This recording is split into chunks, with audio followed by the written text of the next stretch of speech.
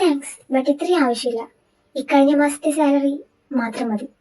ഞാനിപ്പോൾ അതേ അർഹിക്കുന്നുള്ളൂ. പിന്നെ ചെയർമാൻ മരിച്ചത് കൊണ്ട് നമ്മുടെ കമ്പനി മുന്നോട്ട് കൊണ്ടുപോകുക എന്നത് ഒരുപാട് ബുദ്ധിമുട്ടുള്ള കാര്യം തന്നെയാണ്. അതിനുവേണ്ടി എത്രയൊക്കെ ഹാർഡ് വർക്ക് ചെയ്യാനും ഞാൻ തയ്യാറാണ്. ഇൻവെസ്റ്റേഴ്സിന് നമ്മളിൽ നിന്ന് നഷ്ടപ്പെട്ട ആ വിശ്വാസം വീണ്ടെടുക്കാൻ ഞാൻ എന്തും ചെയ്യും.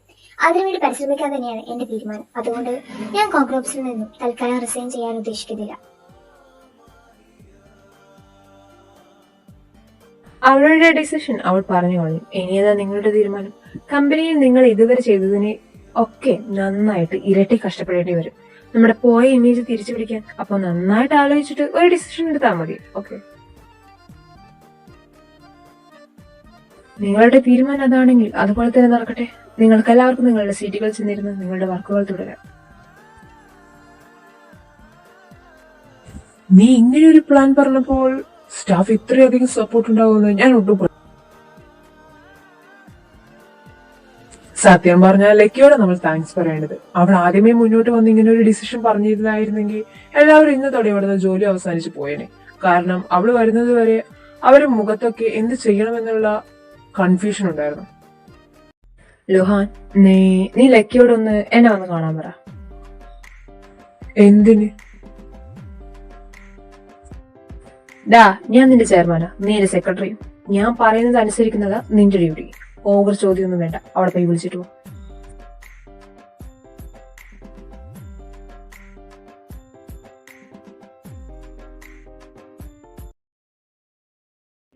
കോൺഗ്രൂപ്സിൽ നിന്ന് റിസൈൻ ചെയ്ത് പോകാൻ പറഞ്ഞപ്പോ താൻ എന്താ അങ്ങനെ ഒരു ഡിസിഷൻ എടുത്തത്? ഇനി 2 ആഴ്ചയും കൂടെ ഞാൻ ഇവിടെ ഉള്ളൂ. അതുവരെയെങ്കിലും എനിക്കിവിടെ ജോലി ചെയ്യാൻ ആഗ്രഹിച്ചൂടെ?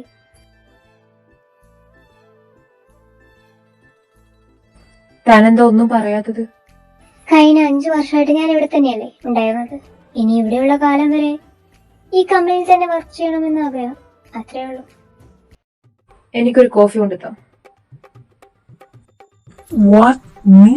കോഫി?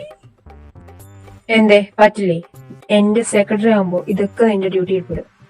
ചെന്ന് എടുത്തോണ്ട് വാടാ.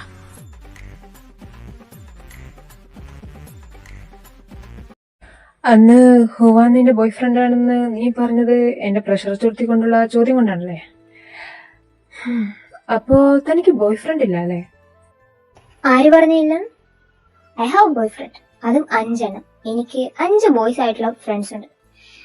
ബോഹെ, യുയാങ്, ഹുവാൻ, ലുഹാൻ, പിന്നെ ലിയോൺ. ഓ, ബട്ട് ആ ലിസ്റ്റിൽ നിന്നും 2 പേര് വെട്ടിക്കൊടുക്കണമല്ലോ. ഫസ്റ്റ് ഹുവാൻ, അവൻ നിന്റെ ബോയ് ഫ്രണ്ട് ലിസ്റ്റിൽ പോയിട്ട് ഫ്രണ്ട് ലിസ്റ്റിൽ പോലും വരാൻ പാടില്ല.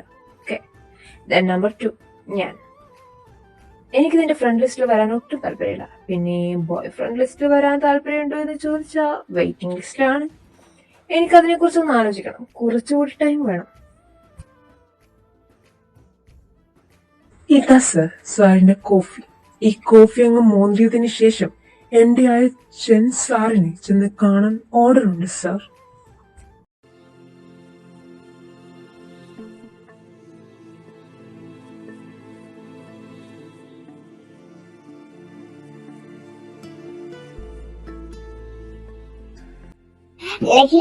ഇപ്പൊ നമ്മുടെ കമ്പനിയിലെ കൊറിയയിൽ തന്നെ നമ്പർ 1 കമ്പനിയായി, യുനോ.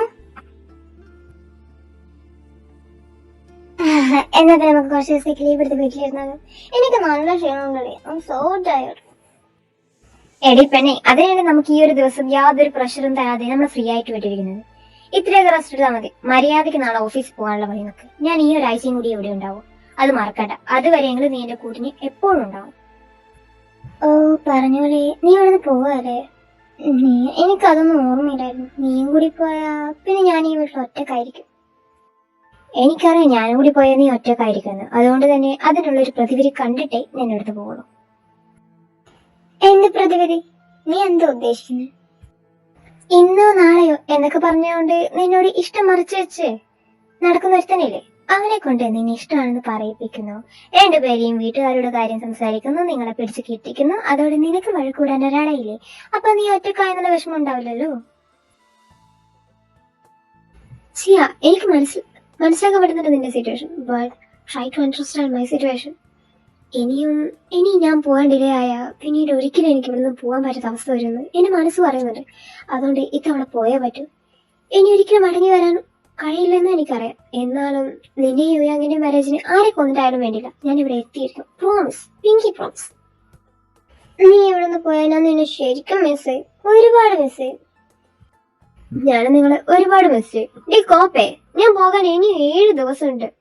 ഇപ്പൊ തന്നെ കരഞ്ഞു വെറുതെയുള്ള കണ്ണീരൊക്കെ കാറ്റിച്ച അപ്പോഴും കരയാൻ ആവശ്യമില്ല. അതുകൊണ്ട് എടുത്തു വെച്ച് സൂക്ഷിച്ചോ. ഓക്കെ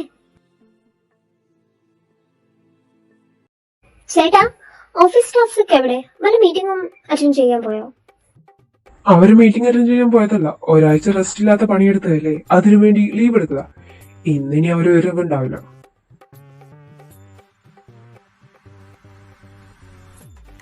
പനി, ഞാൻ നിന്നോട് അപ്പോഴേ പറഞ്ഞതില്ലേ ലീവ് എടുത്ത് വീട്ടിലിരിക്കാമെന്ന്. ഇപ്പൊ നോക്ക്, ക്യാമ്പിൽ വരെ കാലായി കിടക്കാം. നമുക്ക് തിരിച്ചു പോവാം.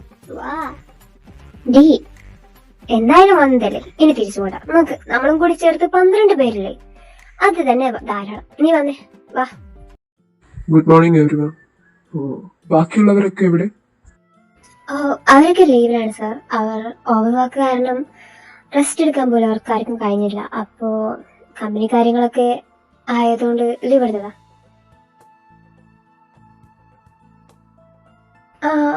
എക്സ്ക്യൂസ് മീ, എന്താ ഇതൊക്കെ? ഓ, അത് ഇന്ന് ലീവായ സ്റ്റാഫിന്റെ അടക്കം ചെയ്തു തീർക്കാനുള്ള വർക്കാ. അവര് ലീവായതുകൊണ്ട് നിങ്ങളോട് ചെയ്യാൻ പറഞ്ഞു. ഇന്ന് നിങ്ങൾക്ക് മറ്റൊരു സ്റ്റാഫ്സിന്റെ വർക്ക് കൂടി കംപ്ലീറ്റ് ആക്കാൻ തന്നിട്ടുണ്ടാവും. I am sorry for that. ഈ ഓവർ ടൈം വർക്ക് നിങ്ങൾക്ക് 2 ദിവസവും ലീവും അതിന്റെ കൂടെ ഈ ഹോളിഡേ ആഘോഷിക്കാനുള്ള സാലറിയും തന്നിരിക്കും. ഇനി ഈ വർക്ക് ചെയ്യുന്നത് നിങ്ങൾക്ക് എനി പ്രോബ്ലം?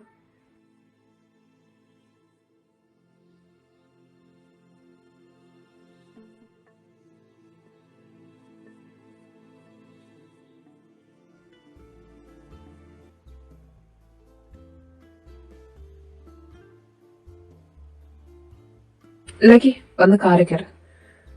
നിന്നെ ഞങ്ങൾ ഡ്രോപ്പ് ചെയ്യാം. താങ്ക്സ്, വേണ്ട. ഇവിടുന്ന് 20 മിനിറ്റ്സ് വീട്ടിലേക്കേ ഉള്ളൂ. ഞാൻ നടന്നു പോയിക്കോളാം. ഈ സമയത്ത് ഇങ്ങനെ ഒറ്റയ്ക്ക് പോകുന്നത് അത്ര നല്ലതല്ലെന്ന് അറിയില്ലേ നിനക്ക്? ഇതൊന്നും എനിക്ക് അത്ര വലിയ പുത്തിരിയൊന്നുമല്ല സാർ. എന്തിനാ എനിക്ക് സർക്കിട്ട് വരുന്ന പോലെ പിന്നാലെ വരുന്നത്? താൻ എന്റെ കമ്പനിയിൽ വർക്ക് ചെയ്യുന്ന സ്റ്റാഫ് അല്ലേ? അപ്പോ തന്റെ എന്റെ സ്റ്റാഫിന്റെ സെക്യൂരിറ്റി ഞാൻ ഉറപ്പുവരുത്തണല്ലോ, അതാ. ആണോ? ഈ നേരത്തെ ഒറ്റയ്ക്ക് പോകുന്ന വേറെ സ്റ്റാഫ് ഉണ്ടായിരുന്നല്ലേ? പിന്നെ എന്തിനാ എന്റെ കാര്യം മാത്രം ഇത്ര കൺസേൺ ചെയ്യുന്നത്? അതും ചെയർമാൻ തന്നെ നേരിട്ട് ബോഡി ഗാർഡായി വരുന്നു.